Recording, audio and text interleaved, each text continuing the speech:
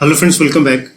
Start करने वाले हैं नेक्स्ट चैप्टर नंबर 6, जिसमें हम एग्रीकल्चर सेक्टर के बारे में पढ़ेंगे। ये चैप्टर कंप्लीट होने के बाद और इससे पहले जो हमने 5 चैप्टर्स पढ़े हैं, ये सारे के सारे चैप्टर आपको कहीं ना कहीं एग्रीकल्चर के बारे में ही बताते हैं। एग्रीकल्चर में इसके कई सारे डायमेंशंस आते हैं, इंक्लूडिंग इस चैप्टर में हम आपको फूड प्रोसेसिंग इंडस्ट्री के बारे में भी पढ़ेंगे। उसकी क्या प्रॉब्लम्स हैं, उसके क्या सॉल्यूशन हो सकते हैं, गवर्नमेंट ने क्या इनिशिएटिव्स लिया है। इसके अलावा हमने पॉवर्टी के बारे में पढ़ा है, पीडीएस के बारे में पढ़ा है। तो कहीं ना कहीं एग्रीकल्चर सेक्टर में एक जितना डायमेंशन हो सकता है, ये सारी चीज़ें हम अभी तक पढ़े हैं और इस चैप्टर में भी हम पढ़ने वाले हैं। ठीक है, तो ये एग्रीकल्चर सेक्टर मेनली आपको डोमिनेट करेगा एग्रो बिजनेस इंडस्ट्रीज के साथ। ओके, और उसके अलावा पर्टिकुलर ओवरऑल एग्रीकल्चर सेक्टर की बात करें तो उससे भी रिलेटेड कुछ प्रॉब्लम्स और सॉल्यूशंस, यहाँ पर कुछ पॉलिसीज भी लाई गई हैं गवर्नमेंट के द्वारा, तो वो हम देखेंगे। ठीक है, ये जो चैप्टर होगा ये 2 पार्ट में होगा। 6 नंबर का चैप्टर ये 2 पार्ट में बनाया जाएगा, क्योंकि ये थोड़ा सा लंबा चैप्टर है। जब चैप्टर ज्यादा बड़ा होगा तो उसके कई पार्ट्स आपको देखने को मिलेंगे। तो यहाँ इस चैप्टर में आपको 2 पार्ट देखने को मिलेगा। ठीक है, तो चलिए स्टार्ट करते हैं। अगेन हमेशा की तरह ये प्रीलिम्स के साथ साथ आपके जीएस पेपर 1, जीएस पेपर 3 और ऐसे इंक्लूडिंग इंटरव्यू के लिए काफी बेनिफिशियल होगा। काफी अच्छे पॉइंट्स यहाँ पर कवर किया गया है। तो सबसे पहला टॉपिक हम इसमें देखते हैं कि आखिर एग्रीकल्चर सेक्टर जो है हमारे लिए क्यों इम्पोर्टेंट है। हम हमेशा आप सरकार को भी देखते हैं कि बहुत सारे इनिशिएटिव लिए जाते हैं एग्रीकल्चर सेक्टर के डेवलपमेंट के लिए। आखिर क्यों इतना इंडिपेंडेंट है, या फिर इंडिपेंडेंट ना कहे तो आखिर क्यों बहुत ज्यादा इंपॉर्टेंट है। तो सबसे पहले जहां तक बात आती है कि आप पॉपुलेशन की बात देखेंगे कि ओवर 60% पॉपुलेशन इंडिया की अपनी एम्प्लॉयमेंट या लाइवलीहुड के लिए डायरेक्टली या इनडायरेक्टली आपको एग्रीकल्चर सेक्टर पर निर्भर होती है या डिपेंडेंट होती है। और उसमें भी हम टोटल फार्मर्स की बात करें तो मोर देन 80% फार्मर्स जो है वो आपको landless, small and marginal farmers आते हैं। तो इनके पास उतनी लैंड नहीं होती। अब लैंडलेस जो है उनके पास बिल्कुल भी लैंड नहीं है, तो उनको वो लेबर की तरह काम करते हैं दूसरों के लैंड पर। ठीक है, तो इनके लाइवलीहुड के लिए, इनके सोशल सिक्योरिटी के लिए भी एग्रीकल्चर सेक्टर काफी इंपॉर्टेंट हो जाता है। साथ ही साथ जो इंक्रीजिंग पॉपुलेशन जो दिन पर दिन बढ़ती जा रही है, इसको फीड करने के लिए भी फूड की आवश्यकता होगी, डिमांड बढ़ेगा, तो उसके लिए भी फूड सिक्योरिटी की जरूरत है यहाँ पर। और साथ ही साथ बहुत सारे मैन्युफैक्चरिंग सेक्टर में ऐसे भी इंडस्ट्रीज होती हैं जिनमें रॉ मटेरियल के तौर पर एग्रीकल्चर प्रोडक्ट्स का यूज होता है, खास करके एग्रो बेस्ड इंडस्ट्री जो होती है। ठीक है, इसके अलावा जो एग्रीकल्चरल फाइनेंस है, यानी कि जो किसान या लेबर्स लोन लेते हैं, पैसा लेते हैं, वो ज्यादातर इनफॉर्मल सेक्टर से आता है। इनफॉर्मल सेक्टर मतलब जैसे कि मनी लेंडर्स हो गए, जमींदार वगैरह हो जाते हैं, साहूकार वगैरह हो जाते हैं, जो कि हाई रेट ऑफ इंटरेस्ट इनसे चार्ज करते हैं। अप्रोक्स ये कहीं ना कहीं 50% के आसपास भी इनका इंटरेस्ट हो जाता है। ठीक है, तो इसके लिए भी इंपॉर्टेंट हो जाता है, क्योंकि इनको फॉर्मल जो बैंक क्रेडिट होता है उसके अंडर में लाया जाए, बैंकों से लोन्स मिले। तो आपको पता है बैंक लोन प्रोवाइड 6-7% के आसपास में इनको करती है, और इसमें भी गवर्नमेंट कुछ सब्सिडीज प्रोवाइड कर देती है डिपेंडिंग ऑन द सिचुएशन और कंडीशंस उसमें होते हैं। तो वो इनके कंपैरिजन में काफी सस्ता हो जाता है। ठीक है, साथ ही साथ हम पॉवर्टी और एम्प्लॉयमेंट की बात करें तो जब आपके यहाँ की 60% से ज्यादा पॉपुलेशन किसी एक पर्टिकुलर सेक्टर पर डिपेंड करती हो, तो कहीं ना कहीं पॉवर्टी और एम्प्लॉयमेंट का सॉल्यूशन भी आपको इसी सेक्टर में मिलने वाला है। आप ये नहीं कह सकते कि सर्विस सेक्टर में हम सॉल्यूशन या पॉवर्टी को एलिवेट करने का यहाँ पर कुछ मिलने वाला है, या मैन्युफैक्चरिंग सेक्टर में मिलने वाला नहीं। जब आपकी जनसंख्या इतनी ज्यादा एग्रीकल्चर पर है तो उसका सॉल्यूशन भी, पॉवर्टी अनएम्प्लॉयमेंट का सॉल्यूशन भी इसी सेक्टर में मिलने वाला है। ठीक है, तो ये सारे कुछ पॉइंट्स जिसकी वजह से हम कह सकते हैं कि क्यों इंडिया में एग्रीकल्चर सेक्टर काफी इंपॉर्टेंट है, या हमें इंपॉर्टेंस उसको देना चाहिए। उसके बाद जब बात आती है प्रोडक्टिविटी की, कि प्रोडक्टिविटी क्यों इंपॉर्टेंट है, ये देखिएगा कि दिन पर दिन जो एग्रीकल्चरल लैंड है उनका डाइवर्जन होते जा रहा है। एग्रीकल्चर लैंड का डाइवर्जन इंडस्ट्रीज की तरफ हो रहा है, इंफ्रास्ट्रक्चर डेवलपमेंट के लिए हो रहा है। ठीक है, इसके अलावा कंस्ट्रक्शन के लिए भी होता है। पॉपुलेशन इंक्रीज कर रही है तो उनको रहने के लिए जगह चाहिए, तो एग्रीकल्चर लैंड पर कंस्ट्रक्शन वर्क होता है। तो इस तरीके से जो एग्रीकल्चरल लैंड है उनका डाइवर्जन अलग अलग एरियाज में होते हैं, जिसकी वजह से अवेलेबिलिटी की बात करें उस लैंड की, वो कम हो जाती है। और पॉपुलेशन तो आपकी दिन पर दिन बढ़ते जा रही है। तो इस केस में एक जगह लैंड आपकी कम हो रही है, एग्रीकल्चरल लैंड, और दूसरी जगह जो आपकी पॉपुलेशन है वो बढ़ते जा रही है, तो उस पॉपुलेशन को फीड कराने के लिए आपके पास इनफ फूड होना चाहिए। तो जब आपके पास लैंड कम होता जा रहा है तो फिर आप उतना फूड कहाँ से लाएंगे उस ग्रोइंग पॉपुलेशन को फीड कराने के लिए। तो ये जरूरी है आपके लिए कि आपकी जो प्रोडक्टिविटी हो वो ज़्यादा हो, यानी कि कम लैंड पर आप ज़्यादा ग्रो कर पाए प्लांट्स को या फिर एग्रीकल्चरल क्रॉप्स को। ठीक है, तो इसी के तहत एक पहला प्रयास किया गया था 1960s में, जिसको हम ग्रीन रिवोल्यूशन के नाम से जानते हैं, जो कि MS स्वामीनाथन के द्वारा किया गया। ठीक है, actually it was to improve productivity, जिसको हरियाणा, पंजाब, वेस्टर्न यूपी के कुछ एरियाज में इम्प्लीमेंट किया गया। ठीक है, तो हमारे यहाँ प्रोडक्टिविटी क्यों इंपॉर्टेंट है? For food security. ठीक है, अब फूड सिक्योरिटी क्यों? लैंड का डाइवर्जन हो रहा है, पॉपुलेशन ग्रोथ हो रहा है, तो उस पॉपुलेशन को फीड कराने के लिए हमें ज्यादा प्रोडक्शन करना पड़ेगा। इस चीज को देखते हुए एग्रीकल्चर सेक्टर में बहुत सारे रिवोल्यूशन यहाँ पर आते हैं अलग अलग प्रोडक्ट्स के लिए, जैसे कि व्हाइट रिवोल्यूशन है, मिल्क एंड मिल्क प्रोडक्ट्स के लिए आता है। येलो रिवोल्यूशन है, ऑयल सीड्स के लिए आता है। ब्लू रिवोल्यूशन जो कि मैरीन प्रोडक्ट्स होते हैं। ओके, हनी के लिए golden revolution, golden fibre revolution jute के लिए आता है। सिल्वर फाइबर कॉटन, और ब्राउन रिवोल्यूशन कोकोआ के लिए आता है। ये सब थोड़ा सा याद रखिएगा, प्रीलिम्स में कभी कभी पूछ दिए जाते हैं और ये काफ़ी सिंपल होते हैं, इसलिए ये इस टाइप की चीज़ें गलत नहीं होनी चाहिए। ठीक, तो इसका याद रखना है। तो जब हम एग्रीकल्चर सेक्टर की बात ही कर रहे हैं तो हम यानी कि प्राइमरी सेक्टर की बात कर रहे हैं। तो ये जो प्राइमरी सेक्टर में इसमें कई सारे रिवोल्यूशंस आते हैं, बात वही है, यहाँ पर भी उसी चीज़ को लिखा गया है, थोड़ा सा और कवर किया गया है। जैसे कि एग्रीकल्चर रिवोल्यूशन जिससे कि ग्रीन रिवोल्यूशन था जो 60s में स्टार्ट किया गया था, उसी तरीके से व्हाइट रिवोल्यूशन आता है जिसके अंडर ऑपरेशन फ्लड लाया गया था, यानी कि डेयरी एंड डेयरी प्रोडक्ट्स के लिए। इसको स्टार्ट किया गया था by national dairy development board of year 1970, और इसका परिणाम ये हुआ कि India became the largest producer of milk nowadays.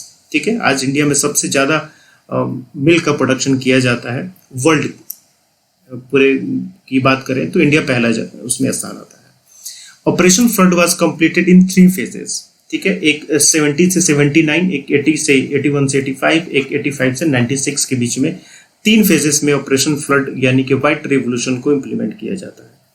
इसके अलावा अगेन यहाँ पर कई सारी चीजें हैं, जैसे कि येलो रिवोल्यूशन ऑयल सीड से बिलोंग करता है। इसको पीपल पावर रिवोल्यूशन के नाम से भी जानते हैं।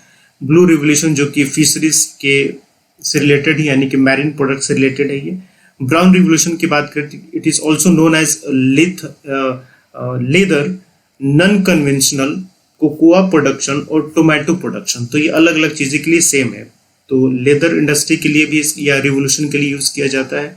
नॉन कन्वेंशनल जो प्रोडक्ट्स होते हैं उनके लिए भी, कोकोआ प्रोडक्शन या टोमेटो प्रोडक्शन के लिए भी यूज किया जाता है। पेट्रोलियम प्रोडक्ट्स के लिए ब्लैक रिवोल्यूशन कहा जाता है इसको। फर्टिलाइजर डेवलपमेंट के लिए ग्रे रिवोल्यूशन कहते हैं।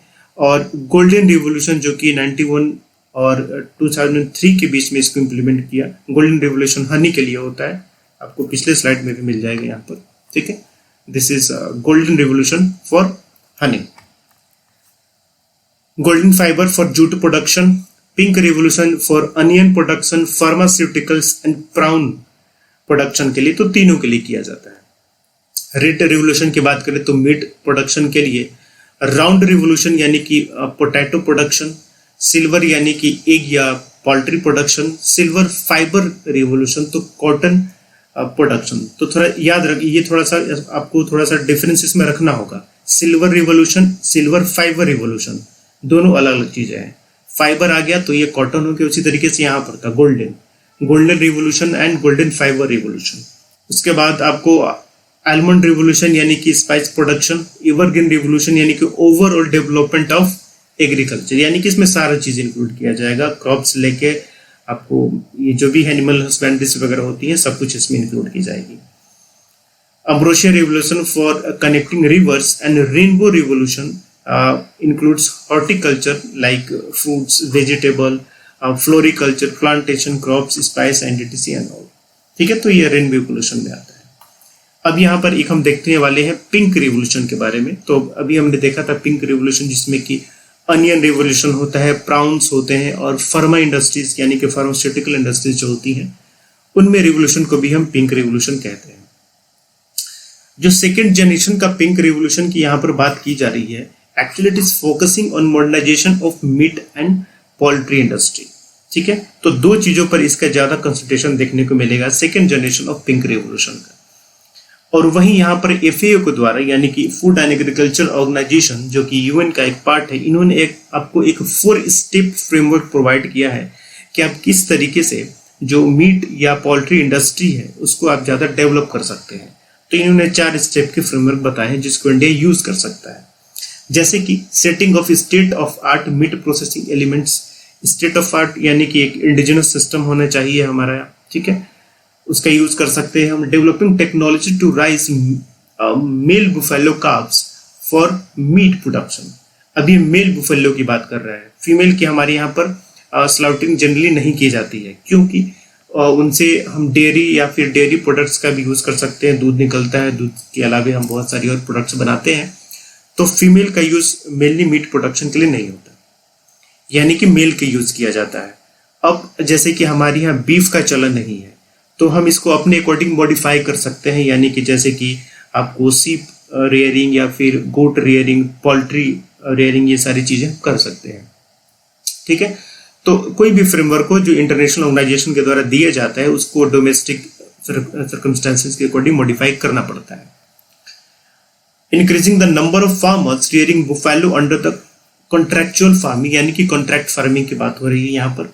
Establishing disease free zones for rearing animals. तो ये कुछ 4 यहाँ पर फ्रेमवर्क प्रोवाइड किए गए हैं FAO के द्वारा, जिसको गवर्नमेंट यूज कर सकती है। तो इसको भी आप आंसर में आराम से लिखेंगे। ठीक, तो ये जो मीट प्रोडक्शन की बात हो रही है या पोल्ट्री प्रोडक्शन की बात हो रही है, तो इनके अपने कुछ इश्यूज भी होते हैं, कुछ environmental and health hazard issues भी आपको देखने को मिलते हैं।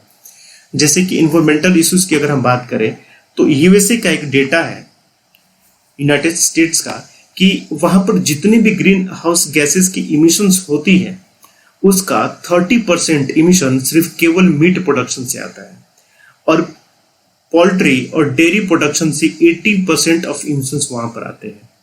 यानी कि ये 30 और 28 को ऐड कर दे तो केवल 58% ये जो गैसेस की इमिशंस होती हैं, ग्रीन हाउस गैसेस की इमिशन, ये केवल मीट एंड पोल्ट्री और डेयरी प्रोडक्शन से आपको देखने को मिलता है। तो कहीं ना कहीं ये इन्वायरमेंटल हजार्ड की तरह काम करता है, इन्वायरमेंटल के लिए एक नॉन सस्टेनेबल की तरह काम करता है।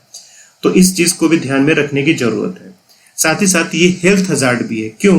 क्योंकि मीट रिलेटेड जो थिंग्स होती हैं, इनकी वजह से कुछ पैथोजेंस जो होते हैं उनका भी डेवलपमेंट होता है, जैसे कि ई कोली हो गया, साल्मोनेला हो गया, ओके, कैंपिलोबैक्टर, लिस्टेरिया, लेशिनिया, ये सब जो होते हैं पैथोजेंस जो कि मीट की वजह से ये डेवलप होते हैं, ये ह्यूमन के लिए या एनिमल के लिए ये हजार्ड की तरह काम कर सकते हैं। ठीक है, साथ ही साथ जो हम बहुत ज्यादा पेस्टिसाइड यूज करते हैं वो भी ह्यूमन हेल्थ के लिए अच्छा नहीं है। तो ये कुछ कंसर्न्स हैं इसके रिलेटेड, इसको भी ध्यान में रखने की जरूरत है कि इनको भी कैसे दूर किया जा सकता है। नेक्स्ट बात करते हैं ग्रोथ पोटेंशियल, यानी कि ये जो इंडस्ट्री है, मीट और पोल्ट्री इंडस्ट्री है, इसका पोटेंशियल कितना है कि ग्रो ये हो सकता है या नहीं। ठीक है, तो अभी जो गवर्नमेंट का अपना टारगेट है कि फिलहाल जो 6 ग्राम अप्रोक्स पर डे पर पर्सन ये जो कंजप्शन है मीट का, इसको बढ़ा के 50 ग्राम पर डे किया जाए इन आने वाले डिकेड्स में।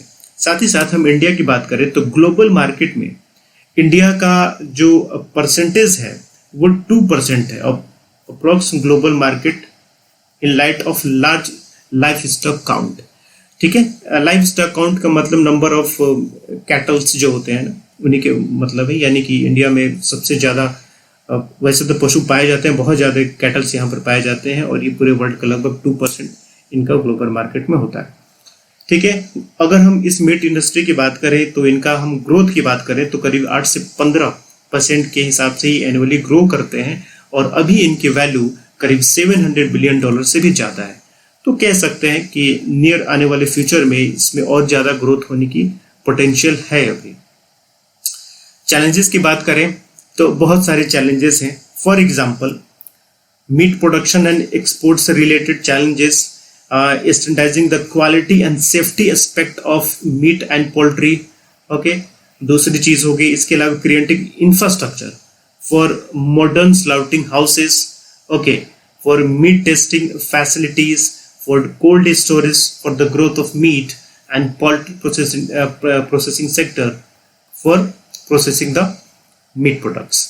ठीक है, तो ये बहुत सारे यहाँ पर आपको चैलेंजेस भी देखने को मिलते हैं कि इनके यहाँ इन सारी चीज़ों का भी इंडिया में काफ़ी लैक है, काफ़ी अभाव है. तो गवर्नमेंट को भी थोड़ा सा यहाँ पर कुछ स्टैंडर्ड पॉलिसीज लेके आनी चाहिए ताकि ये जो बॉटल नेक है इनको दूर किया जा सके.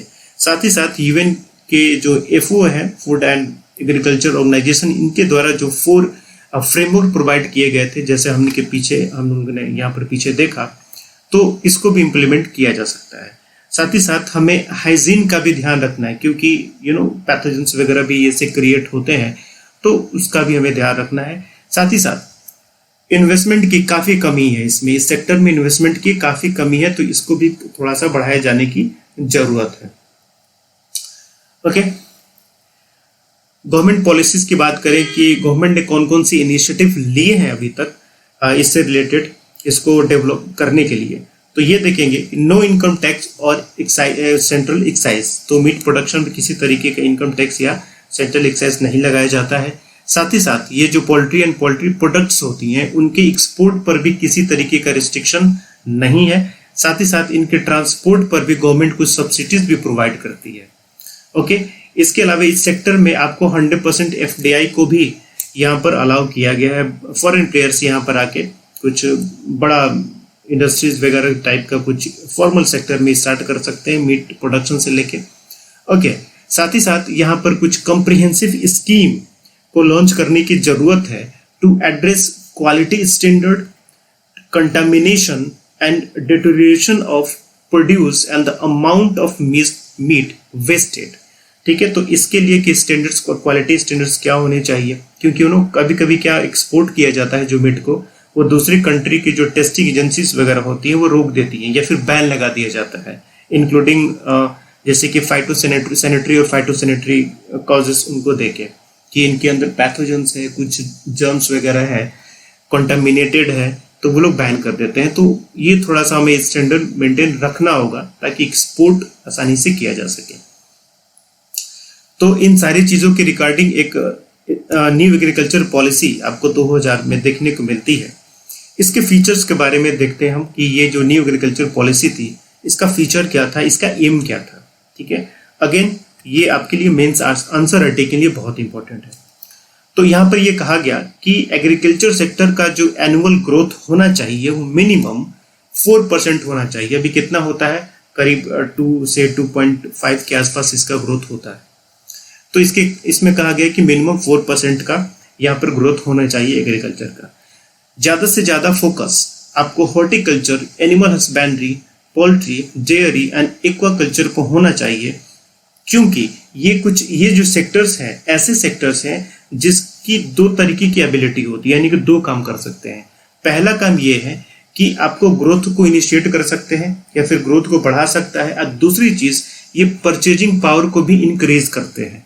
अब जो किसान एक खेती करता है, कल्टीवेशन करता है, उसके साथ अगर एनिमल हस्बेंड्री, अगर छोटा सा पोल्ट्री फार्म हो, ओके, या फिश रेनिंग हो उसके किसी पॉन्ड में, तो वो उसका इनकम जो है वो मल्टीप्लाई हो सकता है and then will increase the purchasing power of that person. इसके अलावा need to provide food and nutritional security. तो फूड तो प्रोवाइड करना है, लेकिन ये जो चीजें होती हैं ये इसमें न्यूट्रिशंस भी मिलते हैं, तो न्यूट्रिशन सिक्योरिटी भी मिलती है, यानी कि क्वांटिटी के साथ आपको क्वालिटी भी मिलती है.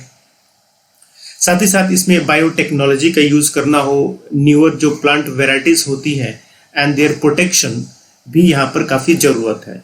इसके लिए सुटेबल लेजिस्लेशंस होने चाहिए. ओके, साइंटिफिक फार्मिंग होने की यहाँ पर जरूरत है जिसमें टेक्नोलॉजी का यूज किया जाए.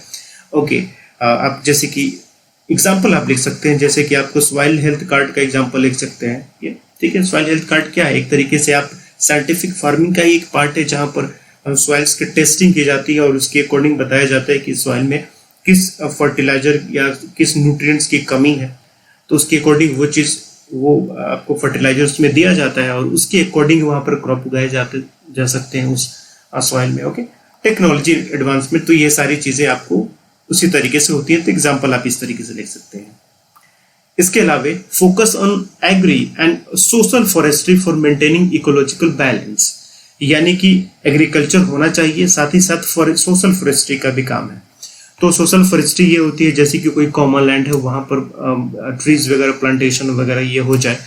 अभी ट्रीज प्लांटेशन किसी भी तरीके के हो सकते हैं, आपने कुछ फ्रूट्स के प्लांटेशन लगा दिए, कुछ फ्लावर्स के प्लांटेशन लगा दिए, गवर्नमेंट भी इन पर काफी सब्सिडीज देती है प्लांट्स को लगाने के लिए। Regular supply of price protection to farmers through MSP, यानी कि मिनिमम सपोर्ट प्राइस के लिए भी यहाँ पर देना चाहिए, जो गवर्नमेंट करती है। बिफोर हार्वेस्ट यहाँ पर गवर्नमेंट अनाउंस करती है, करीब 24 प्रोडक्ट्स के लिए एमएसपी यहाँ पर गवर्नमेंट अलाउ करती है। ठीक है। Dismantling restriction on the government of movement of agriculture commodities, तो जो एग्रीकल्चर कमोडिटीज होती है उनका ट्रांसपोर्टेशन होता है, तो उसको रिस्ट्रिक्शन फ्री किया जाना जरूरी है, या फिर उसको लिबरलाइज किया जाना चाहिए। एग्रीकल्चर सेक्टर में इन्वेस्टमेंट की जरूरत है और उससे रिलेटेड जो इंफ्रास्ट्रक्चर हो गए, जैसे कि रूरल इलेक्ट्रिफिकेशन हो गया, इरिगेशन प्रोजेक्ट हो गए, water set management development like irrigation वगैरह के लिए, तो यहाँ पर भी इन्वेस्टमेंट किए जाने की जरूरत है।